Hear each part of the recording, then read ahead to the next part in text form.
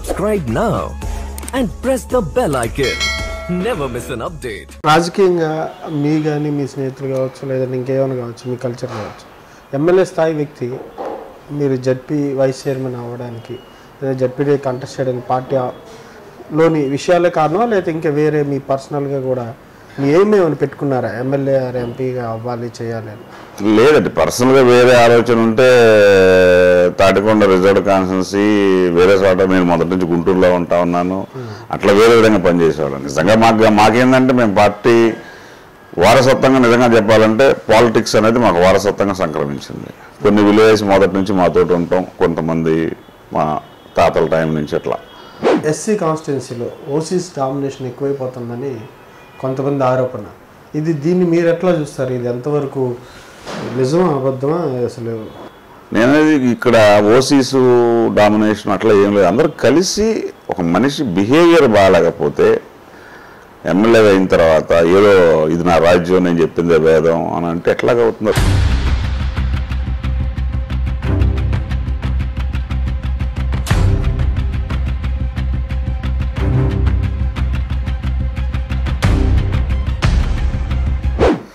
ఎన్నికయ్యి 4.5 సంవత్సరాలు అయింది, మళ్ళీ ఎన్నికలు రాబోతున్నాయి. ఈ తరుణంలో ఎమ్మెల్యేని మార్చాలని, ఎమ్మెల్యే బిహేవియర్ సామాన్యులతో కార్యకర్తలతో సరిగ్గా లేదని ఈ మధ్య మీటింగ్ కూడా కండక్ట్ చేశారు. దాని ముఖ్య ఉద్దేశం ఏంటి? ఇన్ని సంవత్సరాలు భరించి ఎన్నికలప్పుడు ఎందుకు వచ్చారు? ఇప్పుడు ఎలక్షన్లో గెలవటం అనేది ఇంపార్టెంట్. ఇది రాజధాని కాన్స్టిట్యున్సీ. రాజధానిలో పార్టీ ఇబ్బందికరమైన పరిస్థితి వస్తే అది గుడ్ సైన్ కాదు. అందుకని చెప్పేసి ఇప్పుడు మేము ముందు నుంచే గ్రూపులు ఈ ప్రోత్సహించకూడదు, పార్టీలో గ్రూపులు అవుతే ఇబ్బంది, ఎవరో ఒకరు బయటికి వెళ్తారు అనే ఉద్దేశంతో మేము కామ్గా ఊరుకున్నాం. ఏది పనులు జరగకపోయినా ఏం చేయకపోయినా కూడా పార్టీ కోసం చెప్తా ఉన్నాం.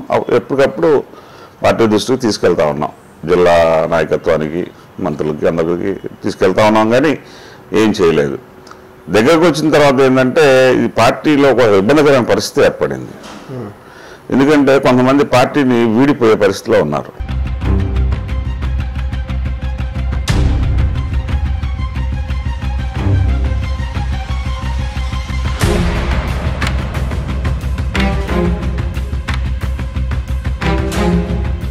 వైసీపీని మీరు ఎట్లా చూస్తున్నారు? అంటే అధికారంలోకి వస్తామని చెప్పి నిన్న కూడా ప్రకటన, ఏదో లాస్ట్గా ప్రజా సంకల్ప యాత్ర కంప్లీట్ చేసుకుంటూ కూడా చెప్పుకొని వచ్చారు.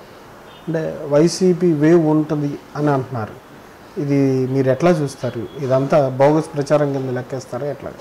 ఊరికే చెప్తున్నా కానీ వైసీపీ ఏదో కొన్ని ఈక్వేషన్స్లో కొంతమంది పార్టీ బేస్డ్ దాంతో కొంతమంది అట్లా ఉన్నారు తప్పితే ఇవాళ న్యూట్రల్ కామన్ మ్యాన్ అందరూ కూడా తెలుగుదేశం వైపే ఉన్నారు.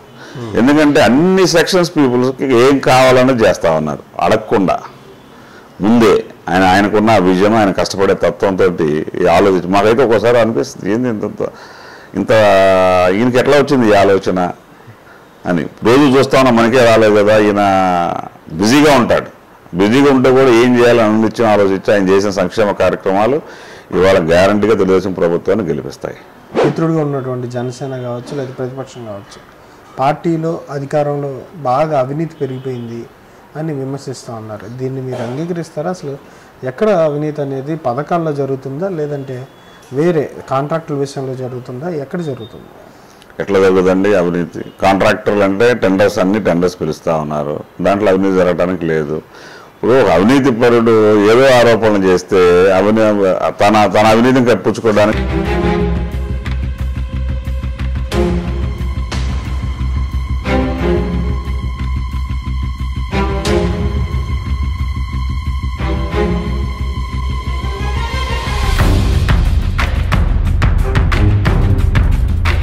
ఇంతకుముందంటే హైదరాబాద్లో ఉండి అంతా చేసేవాళ్ళు, ఇప్పుడు అంతా రాజధాని అంతా ఇక్కడికి వచ్చేసింది.